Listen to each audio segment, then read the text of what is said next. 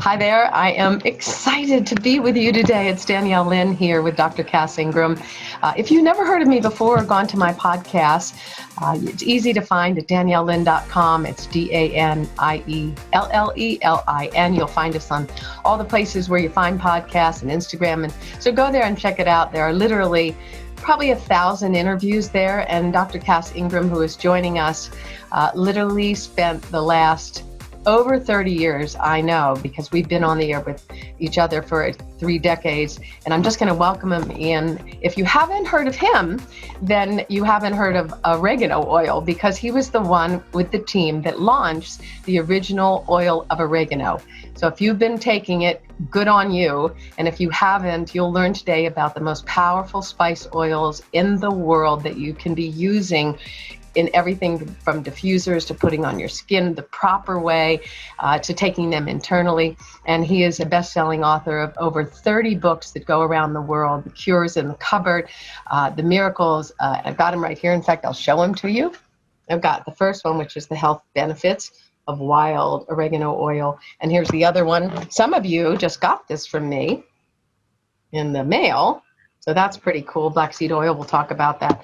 I think that's most notable about Dr. Ingram's background is that he's a renegade, original medicine man of our time. And he is an herbalist. He's an osteopath. His professional background spans the globe with, I would say at this point, multi-millions of people being affected by the work he's done on this planet. So, Doc, I want to welcome you in. I'm so excited that we're together. Yes. We're doing some interviews, man. Yeah. The timing is so crucial. People are taking an inventory of their health right now, which I commend them for doing, and we'll add to that soup. It's a tough time because we're going in between everything and everybody trying to figure out what's going to work for these times in life, not just what we're going through presently, but how do you stay well? How do you stay strong? How do you keep your immune system? Why don't we take a visit to the past and see what humanity's done for the last 50,000 years? I love that. Trend? Right. You know, the richest empire ever was Sheba, Queen Sheba, and she traded in something, frankincense and myrrh, as well as spices. And you go to the Pharaoh and you find all these different spices they were using in mummification, and inside the tomb they would put that, including the 18 tons of honey or whatever. But if we just revisit those early eras, those civilizations, we could learn so much about what to apply today. The reason for using all of those oils, and as you said, honey, which I've never heard, is it because they act as some kind of preservative? They do. Oh. They act as preservatives and germicides, but they didn't understand the germ in those eras, but they knew that if they used these, that somehow there was less illness, less waterborne, less foodborne, less poisoning, less plague and pestilence. In fact, this is an issue that we should discuss. What did they know if they were stricken with pestilence, plague, and contagion in those eras? Now, the Pharaoh, they used to take the essential oils and make these ujins, and this would be an ox fat or whatever, and they would put them on their heads and let it melt all over their body. So there was aromatic oils there. Then Queen Sheba was selling frankincense and myrrh all over the world, and so that made her ultra wealthy, but they were using those medicinally. It wasn't just as sort of a ceremony. So when you put it on topically, you're saying that it would drip down, or would it absorb it? All over there, exactly, and they would absorb it through the. So they knew there was something that helped them with plague and contraction of disease. But let's talk Queen Sheba, and let's talk, and that was the frankincense, myrrh, and the spices and cinnamon, and she was taking the caravans and taking attacks on all that. But all of this was used as drugs. The Romans are a good example. That wasn't that long ago.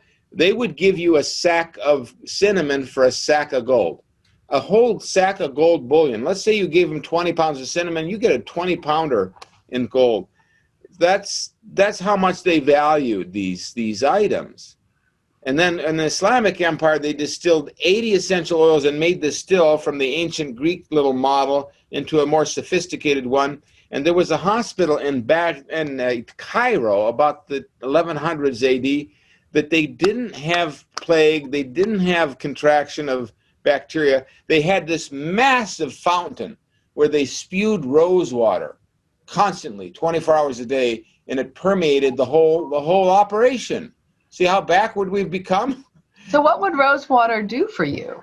Rose water is antiseptic. You can use rose water. It's an astringent in your eyes for dry eye, for visual issues. It's not the most potent one, but and to think that back then in the 9th century they made 30,000 bottles of distilled rose oil. That's how much they valued that attar. And they made 80 different essential oils, including oregano oil, including oils that are exotic that we no longer have available. Like what?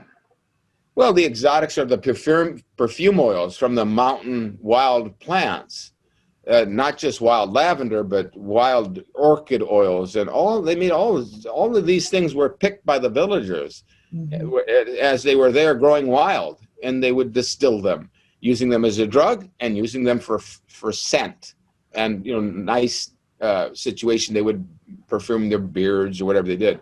Now, if you go into this history thing a little bit later, you would see these epidemics that occurred back then in villages. And so a person would get off the boat, maybe they were in China eating who knows what. Maybe they were from Southeast Asia, or maybe they're from Europe. They get off the boat, they have a disease. They infect somebody in the city, the whole city goes down dead. That all those corpses. And then the dogs and the rats and everything feasting on the human beings. And that was real plague. Now we have problems now, but fortunately we see a large survival. In those medieval and pre-medieval times, it could have been 100% fatality. Yeah. But then what about, How did so their discovery of the oils, whereas now we're trying to figure out from a pharma point of view, there was kind of a time in history where we began to distrust natural remedies. I don't know what happened back then. The thieves' oil was made from essential oils, and they never died. They went in and robbed the graves, and they buried people. Can't we learn from this? Because, well, it's a financial issue. Our natural medicine was intact in the 1920s. Remember those old patent medicines and different things from pine tar, from spruce, or from whatever. They used some oils. But the business interests destroyed all of the homeopathy and herbal medicine in the United States. So what's the value of it coming back now? And for somebody who's never used oils, or maybe, you buy different oils, what's the differentiation that you need to know about when you're buying oils? Well, you want the wild or the organic, raised, natural, 100% oils, not the perfume grade or the fractionated or the manipulated from China or elsewhere just to make a buck. If you're going to want to get the health benefits like the ancients did, you want the pure frankincense, the pure oregano oil from the mountains, and then you have it as a supplement. And you're okay. It's cinnamon oil, from real cinnamon. Then you get the germicidal properties. But there's another thing. We've done a study where we found that it's more than just germicide. There's an energy in these plants. So we took 50 nurses and we gave it to them, and they are not sick now. You know what's going on. You know how big of a plague we've got, problems and challenges. A whole year they've gone without contracting disease by using essential oil therapy. When you're talking about using them, is it because we've mentioned putting it on, which most people are not going to walk around dripping in oil, but how are they applied in this day and age that are well, they didn't have spray bottles in 5000 BC. So all the nurses are doing is they're taking the wild oregano bay leaf spray and clove bud, I think, and they're just spraying the back of their throat and their PPE and mask multiple times. And some of them are going without PPE because this group of nurses goes to the sick people in their houses to care for them. Sometimes they don't want to bulk up and they're just using the spray. So that's just like the ancient. They're taking it internally. See, we have a different technology now. We have the dropper bottle, right? We have the capsule. So we could take edible essential oils, like you said, the spice oils, oil of oregano, cumin, sage, these types of things from the mountains, cinnamon, and especially oregano seems to catch the biggest interest, and take them inside and protect ourselves BID by fumigating our inside. Okay. Yeah. Now you got to go to the Old Testament too, because it tells you to fumigate. It tells you to clean out with essential oil therapy. I want to pull the black seed. I had a bottle of this that I got for someone, so I'm going to give it to him. But I want you to tell us, because a friend of mine called me and she said, it almost seems too good to be true. How could it be so good for so many things? And I don't know if everybody understands what black seed is. Like, her first question was, where does black seed come from? I said, black seeds. That's easy. You've got the seed and you've got a pod. The pod ripens on the buttercup family. It's a buttercup flower family. It's not the buttercup, but so that's a Middle Eastern plant. Once that ripens, turns black, you press the oil out. It's a seed from those, more of an herb than it is. You don't sit around and eat black seeds. You can, but most people are using the oil. And what would they be using it for? For heart support, big time. For high blood pressure as an alternative, for digestive, gallbladder, liver. It's an antispasmodic. So if you have colitis or irritable bowel, it's a bronchodilator, great for the lungs. And a lot of people use it for skin. And it was Nefertiti's and Cleopatra's beauty secret that they would take black seed oil and they rubbed it on their hair. Now, don't look at me. I like the mature look, but it seems to help. Yeah, it does seem to help with hair growth. But they used it for their skin health, and they would use it on topically. It can be good for skin diseases, internal topical. What about, and you mentioned the oregano, and we've done a lot. Folks, if you haven't heard Dr. Ingram, you can actually go to my website at daniellelin.com. There's an entire library of the work that he's done, and that's been specific. Give your website so people can find you. Yeah, it's a pretty non-commercial YouTubes and blogs and things, CazIngram.com, www.CazIngram.com.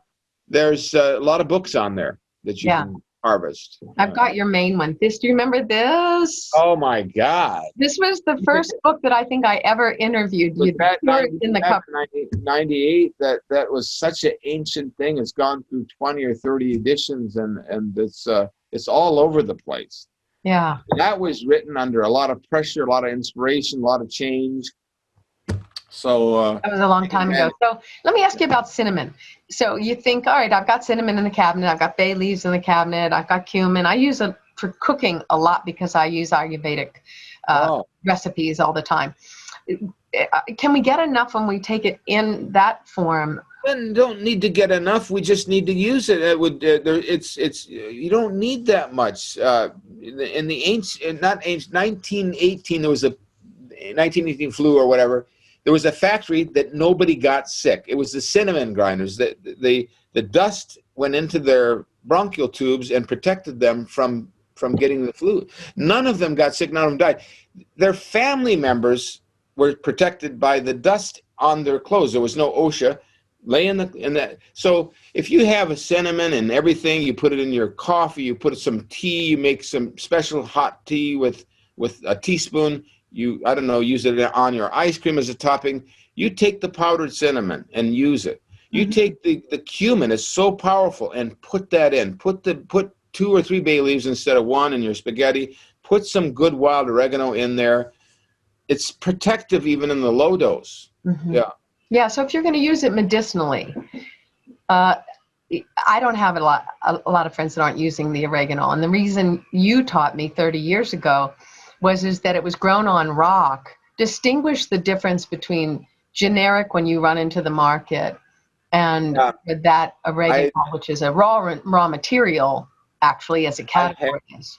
I had no idea when I promoted this with you and whatever years ago that there'd be this whole oregano warfare where the big pharma would get involved, and they are making it in Texas, growing it on the dirt, genetically engineering it. They asked me to participate and promote their GMO oregano, and that the Greeks and others would get involved. What I was telling you about, and I still talk, is the oregano grows on the rocks. If we had a photo, and it grows wild. I want that energy. I don't want the farm raised in Texas or Greece. So you're talking about the difference because it's wild harvested. And that was one of the concerns, is could you get enough in the country when where the ship's going to come? Because I have clients from India and all different places in the world. And it didn't really have a shortage, which was good. But oregano does. Fortunately, the wild oregano oil has always been available, and you have also the spray, which is a micellization. So that's kind of a creamy, watery, 20% active ingredients. If you have those two, it's like huge. You've got the fumigation of old, and you have internal consumption. Now, there's also capsule forms. They're just same oil in a gel cap. What about diffusers?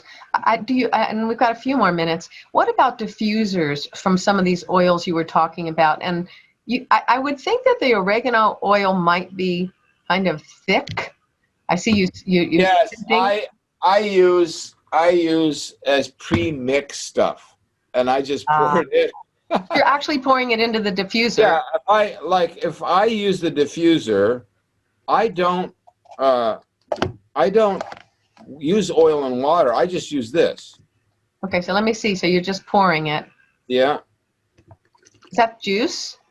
This is Essential Cleanse Aromatherapy oil. Okay. Aromatherapy mix. Okay. It says air diffusion formula, Essential Cleanser, whatever. And so that's all I use here and at home. I don't have to mix anything. Yeah, I think you sent me a hand wash that's like that. It's the same branding as the hand wash or whatever. Okay. But I put one on every desk around here, and they're using this. This has got a lemongrass. You don't have to wash that off? No, because it's my diffuser. Yeah, but I mean your hands when you use the Essential Cleanse. You don't wash it off. You leave it on your hands? This is like a watery base. Oh, okay.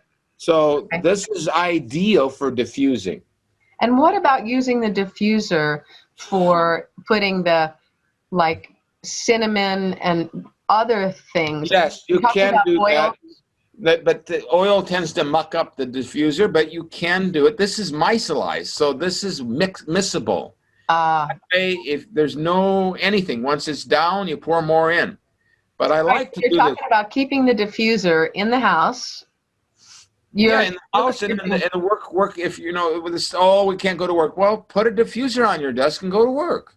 Okay. So you're constantly fumigating yourself, and now it's working because you just diffused your nose. Nothing like the real thing here. Yeah. So diffuser, spraying, and internal consumption takes you back to Sheba and the Pharaoh, and takes you back to the Roman and the biblical, and that's the protection that we need today. And you can spray it on your mask. Huh? You spray it on your mask. Yes, you would do that, and you would fumigate the mask and let the mask act and do something good, act as a fumigating device, and to reduce the carbon monoxide toxicity. The essential oils do that. They're oxygenated oils. So I mean, the cinnamon, the myrrh, the frankincense, the oregano. I know that oregano, folks, if you at my site again at daniellelin.com, there's all these links in there. But if you can go to oregano, does oregano.com contain the spice oils where you can get them in a concentrated form? Oh yeah. Okay. Yeah, if they go there, they can study all that. Yeah. Okay. Oregano with an L. Oregano with an L. Right, and you can go to your health food store and say, look, I'm very interested in this diffusion formula. I want the oregano spray. I want you to carry that. I want some high quality oregano oil. I want the wild stuff. And what we're doing now is we're preparing for a human trial, and we're functionally in it. Yeah. And we're using something that's a little bit novel. We're using oregano, cumin, cinnamon, and sage in a capsule. I think you've seen that before. And those are desiccated oils. You take the oils and you dry out all the moisture, because let's say the essential oil is 12 ounces more moisture. You dry that down to 1 ounce. Mm-hmm. That's going to be just powdered essential oil. Then we encapsulate that. It's extremely potent. Yeah. So we'll be using that multiple spice oil in 2 human trials. The one we've got confirmed is that we take 40 people and 40 people, and then it's blinded. They don't know what they're getting, right? But they're going to all get it. It's not like the one study where the 30% died because they didn't give them the goods. No, that's unethical. We've got to protect everybody. Yeah. So when that's done, what are you trying to find out? And we've got about 2 minutes left, but what are you trying to find out at the end of the day? Well, if you have cases of pandemic diseases like the flu or COVID-19, they will tell you, I took this natural product, and they'll fill out the symptoms that I got big results.